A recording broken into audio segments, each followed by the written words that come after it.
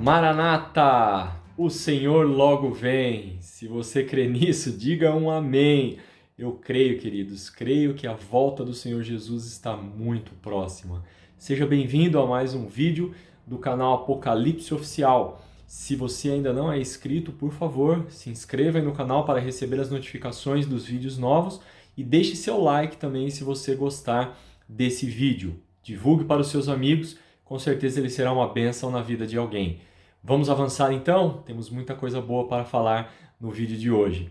Por que existe o sofrimento? É o título do capítulo que iremos estudar nesse momento. O texto para a nossa meditação encontra-se em Isaías, no capítulo 14, nos versos 13 e 14, e diz assim: Tu dizias no teu coração, eu subirei ao céu, acima das estrelas de Deus exaltarei o meu trono, e no monte da congregação me assentarei. Nas extremidades do norte subirei, acima das mais altas nuvens, e serei semelhante ao Altíssimo.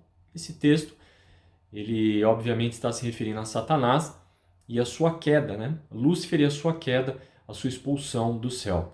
Sabe que Satanás, ele odeia esse livro que nós estamos meditando, o livro O Grande Conflito. Mas por que ele odeia tanto esse livro? Porque nesse livro é desvendada a verdadeira razão da existência do mal no mundo, a verdadeira razão do sofrimento. Nesse livro é desvendado quais são as suas estratégias para enganar os verdadeiros filhos de Deus e como tudo isso se iniciou lá no céu. Para ser bem sincero, ele tentou matar Ellen White quando esta escrevia este livro. A verdade, queridos, é que hoje muitos não conseguem compreender por que existe o mal no mundo. Como é que Deus pode permitir que o mal ainda exista no mundo governado por ele? Porque tanta coisa ruim ainda acontece, por que Deus não coloca um ponto final? Por que Deus não termina com o sofrimento desse mundo de uma vez? E muitos acabam até desistindo, né? Chegando a duvidar da existência de Deus, porque não conseguem conciliar. Parece que Deus está permitindo e Deus que colocou o mal no mundo. Mas nós não conseguimos entender a origem do pecado, que é efetivamente onde o mal começou. Mas o fato de não compreendermos a origem do pecado ainda deve ficar claro algo para nós. Na página 493, Ellen White faz a seguinte declaração: O pecado é um intruso, por cuja presença nenhuma razão se pode dar. É misterioso, inexplicável. Desculpá-lo corresponde a defendê-lo, para que, se para ele se pudesse encontrar desculpa ou mostrar-se causa para sua existência, deixaria de ser pecado. Então o pecado é algo inexplicável. Ele surgiu no mundo. Mas uma coisa precisa ficar claro já no início desse vídeo. Nesse vídeo, Deus não é o originador do mal. Na verdade, antes de o pecado existir, o universo de Deus, todo o universo criado por Deus, não só o planeta Terra, todo o universo, né? Nós cremos que Deus não criou só o planeta Terra, mas todos os mundos criados por Deus, eles viviam em perfeita harmonia. Acontece que Deus, ele não aceita uma submissão forçada, ele só aceita submissão voluntária, serviço voluntário. E lá no céu, Lúcifer, então, ele era um anjo muito exaltado. Um anjo que abaixo de Cristo ele tinha as maiores honras, não que Cristo seja um anjo, mas abaixo da Trindade ele era o anjo mais exaltado. E ele poderia ter permanecido em harmonia com os princípios, ser muito honrado, continuar no seu serviço se ele tão somente permanecesse em obediência. Mas o que ele preferia? Preferia ser honrado e homenageado em lugar de Cristo. Veja então agora uma declaração que Ellen White faz, como eu disse, desvenda o que aconteceu, um pouco do que aconteceu lá no céu. Na página 495 ela diz o seguinte: Por que? Perguntava o poderoso anjo.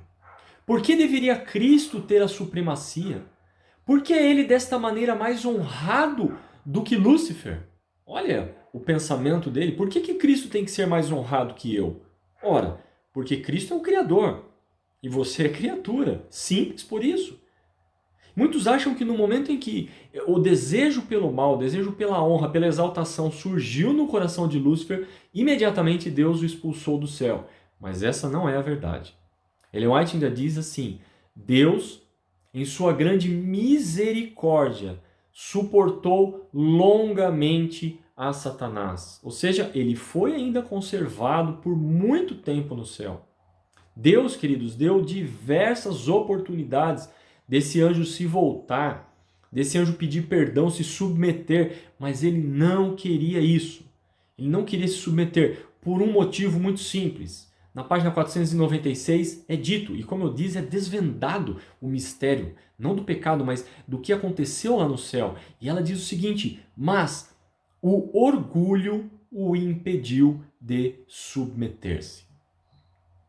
Ele sabia que estava indo por um caminho errado. Ele sabia que deveria seguir a vontade de Deus, mas o que ele fez? Não quis submeter o seu coração. Permitiu que o orgulho tomasse conta dele.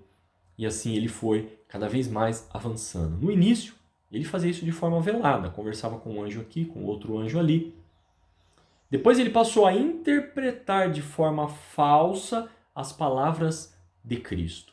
E aí sim, após esse início, essa rebelião inicial, ele começou abertamente a trabalhar contra a lei de Deus. Veja o que é dito. Página 497. Tudo que era simples, ele envolvia em mistério. E mediante artificiosa perversão, lançava dúvidas às mais compreensíveis declarações de Jeová. Aquilo que era muito simples, que Deus falava e os anjos estavam compreendendo, ele começou a perverter. Começou a, de maneira artificiosa, começou a colocar algumas coisas que, será que é assim mesmo, etc. Irmãos, queridos, veja se não é isso que acontece hoje. Deus declara muito abertamente, de forma tão simples que uma criança pode entender na sua palavra. Lembra-te do dia de sábado para o santificar. O que o inimigo tem feito na mente, no coração das pessoas, não é bem assim. Veja, Cristo trabalhou no sábado. Cristo o alimentou, deixou que os seus discípulos se alimentassem no dia de sábado. Olha, será que ele não mudou? Será que a sua ressurreição não é mais importante que a lei que ele deu? Isso é fazer a mesma coisa que ele estava fazendo no céu. As simples declarações de Deus, colocar coisas difíceis. E aí vem uma questão na nossa mente. Por que Deus então não destruiu Satanás de uma vez? Por que Deus permitiu que o mal se alastrasse aqui no nosso mundo? Por que ele de uma vez já não destruiu Satanás, resolvia o problema do mal e acabava com tudo isso? Porque Ellen White diz que a sua própria obra deveria condená-lo. Houvesse ele sido imediatamente excluído da existência e teriam servido a Deus, referindo-se aos anjos, antes por temor do que por amor. Era necessário que Satanás desenvolvesse o seu governo. Era necessário que Satanás demonstrasse a real intenção do seu coração, para que não restasse dúvidas na mente, tanto nossa, quanto dos anjos, quanto dos mundos não caídos, de quem efetivamente é Satanás e do que efetivamente o pecado é capaz de fazer na vida dos seus filhos. Eles, os anjos, não estavam preparados para isso. Eles nunca tinham visto o mal. Eles nunca tinham visto o mal. Como é que Deus agora destrói Satanás? Os anjos falavam, o que é isso? O que está acontecendo aqui? Então por que Deus permite o sofrimento? Por que Deus deixou isso acontecer? Porque era necessário que a sua própria obra o condenasse. Após sua expulsão, então, do céu, Satanás decidiu que seria o objetivo da sua vida levar os habitantes do universo à rebelião contra Deus. Ele conseguiu isso aqui no nosso planeta, levando os nossos primeiros pais a cair no mesmo erro que ele caiu. Lembra o texto? O texto diz, sereis semelhante ao Altíssimo. O que ele disse para Eva, lá no Jardim do Éden, olha, se você comer desse fruto, você será como Deus. Então, o mesmo pecado que ele cometeu no céu, que ele queria ser semelhante ao Altíssimo, ele levou, induziu Eva, colocou isso no coração dela, de ser como Deus. E o que aconteceu é que nós estamos hoje, até aqui. Estamos ainda hoje aqui nesse mundo de pecado. Bom, o que Deus fez então? Ele mudou a sua lei, que era atacada, acusada de ser impossível de ser obedecida. Essa lei que Satanás acusava lá no céu, Lúcifer, depois Satanás acusava no céu de que era impossível de ser observada, de que ela restringia a liberdade dos seres, foi isso que Deus fez?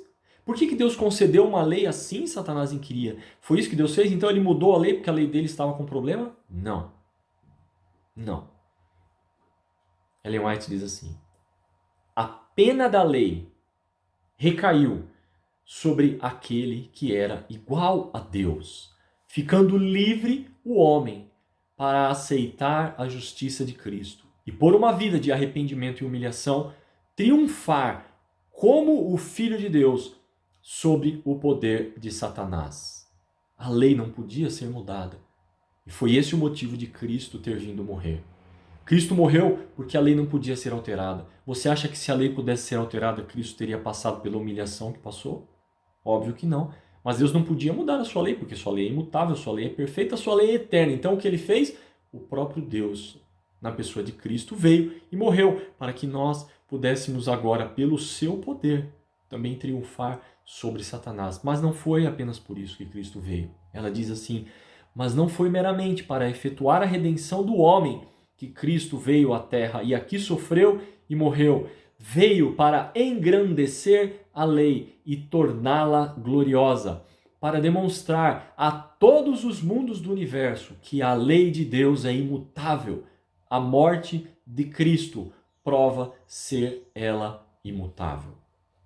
Cristo não veio aqui apenas para morrer por mim e por você. Isso era parte do plano da salvação.